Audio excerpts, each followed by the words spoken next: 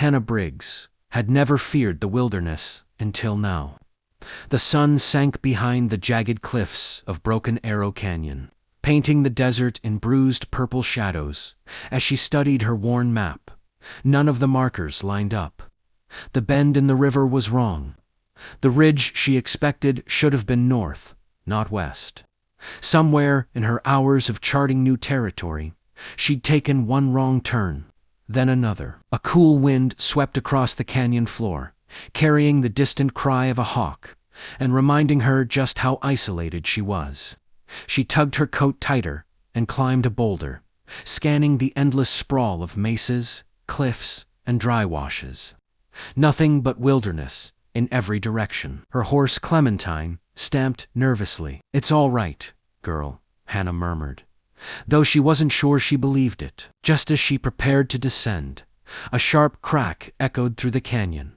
A branch snapped footsteps, not from her horse.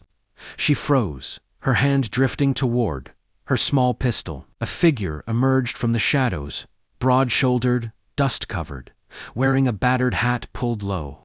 He moved like someone who belonged out here, someone the canyon itself had shaped. "No need for that iron," he said, voice low and steady. "You're lost. I can see it from 50 paces." Hannah exhaled slowly. "And who might you be?" "Name's Bob Carter," he replied. "Live up the canyon." She raised an eyebrow. "All alone?" He smirked, slightly.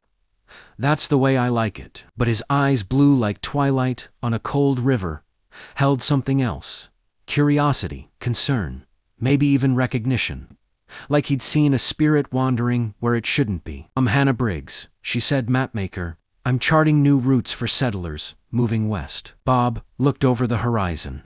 "Not the kind of place you should be riding alone. Broken Arrow Canyon swallows people whole." A gust of wind sent dust swirling around them. Bob reached for Clementine's reins. "Storm's coming. My cabin ain't far. You can wait it out." Hannah hesitated. Following strangers wasn't her way. But the darkening sky, the unfamiliar terrain, the steady confidence in Bob's voice. "All right," she said finally. "Lead the way." Bob nodded, turning toward a narrow path carved between towering red stone. Hannah followed, unaware that this moment the meeting of two wandering souls would change both. If you want to hear the full story, click the title below.